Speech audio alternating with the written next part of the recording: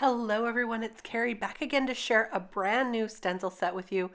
This is brand new for Halloween. It's called Halloween Hill Stencil. It's a layering stencil and there are 6 layers, although some of them are optional. So let me show you what the layers are and then we'll create a card together. So as you can see, this is going to come together nicely. Those sentiments on the top are the optional ones. There's more sentiments on this one here and some little buildings with maybe a haunted house and a graveyard. There is also some optional snow and decorations. And look at all of these that you can decide to put on your card, either on top of the hill or on the moon. So you'll see, and it'll make a little more sense as we're building this card together. This stencil I am completely obsessed with because there are so many different options.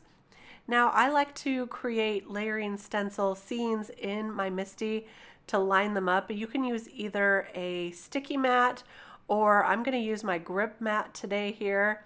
So I'm just going to pull out those insides and put the grip mat right in. And then I am going to add one of the stencils and line that up in the corner and put my paper where I think it needs to go right behind the stencil. Now I am doing an A2 sized card. So my cardstock panel is 4 1/4 by 5 1/2.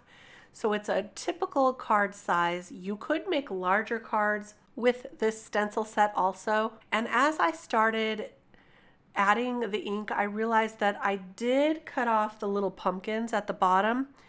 So next time I may raise this up a little to be able to include those in.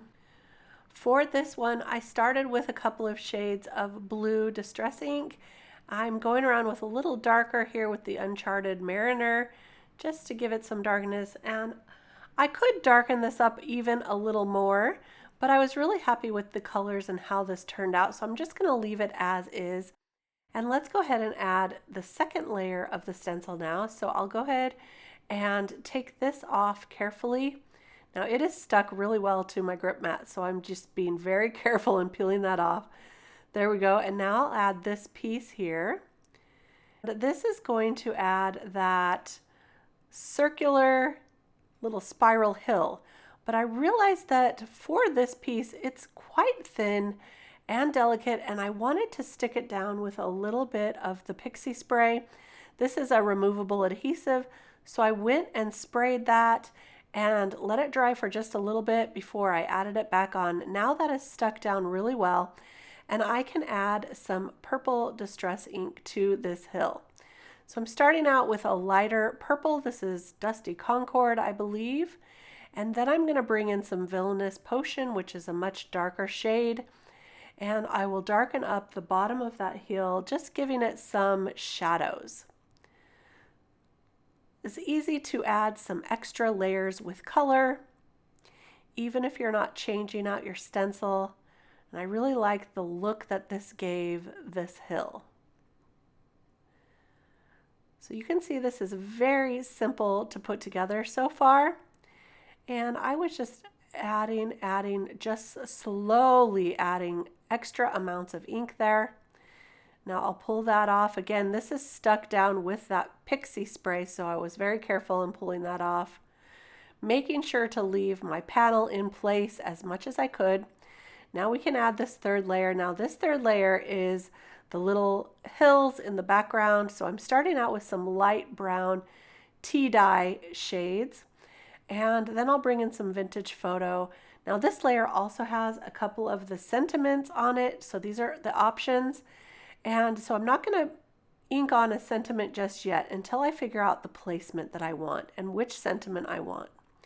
Now I'm bringing in some black soot and just darkening up the bottom edges of those mountains back there. I'm using a smaller stencil brush for this just to add those details in. Now look at how fun that looks as we peel off this layer. And now the next layer has the haunted houses, little buildings, and a tree.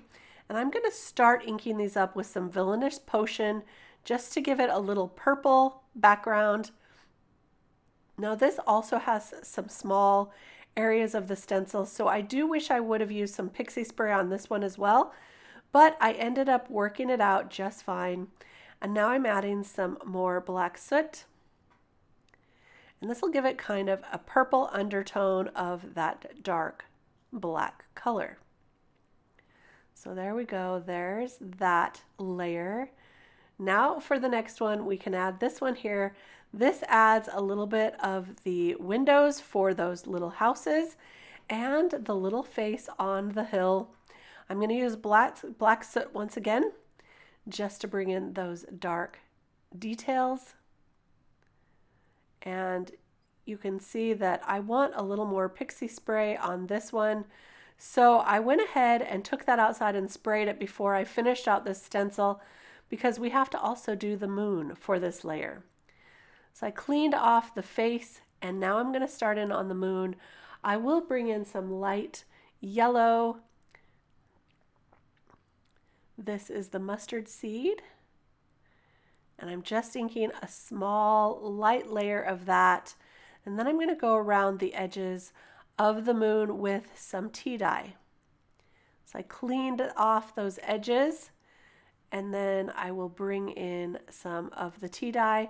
Now I don't think I inked up my brush again, just used the ink that was on there, and I know it's hard to see in the video, but it really did add a little extra around the edge of the moon.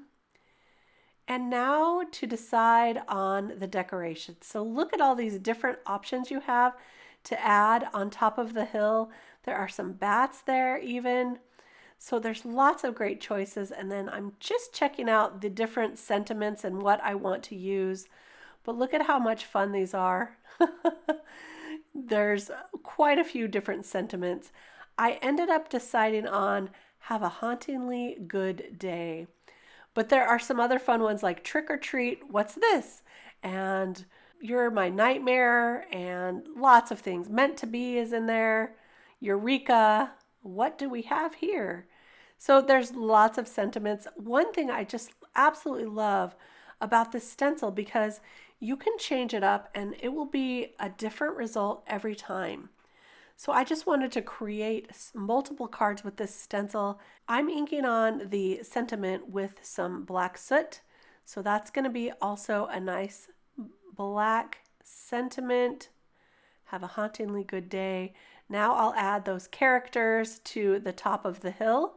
So I just kind of offset them a little to the right so that I would have enough room for the sentiment and the images. So I chose the one that has the Christmas tree and this character here. I'll ink that on with some black soot as well.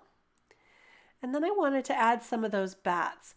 I thought the bats were just a fun little touch, so I decided to use some glitter paste and put the bats on.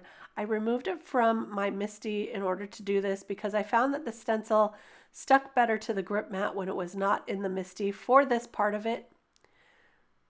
I'm using a small spatula palette knife to add the glitter paste, and as I peel that up, you'll see it's a really dark, beautiful black glittery paste. And I decided to add one more bat to this side here. So I'll just add that right quick, and look at that. So I'm going to set this aside to dry, but I'll show you a little close up. I finished the rest of this card off screen. After it dried, I cut it down just a touch so I could have a purple glittery mat all around the edges. And that finishes off the card. It's so simple and easy. You could add some embellishments. There's lots of different things with this stencil you could do. I hope you enjoyed this little sneak peek. Now the new release will be available on Saturday, October 5th. So be sure to come back and check out all the goodies then. We'll see you soon. Bye-bye.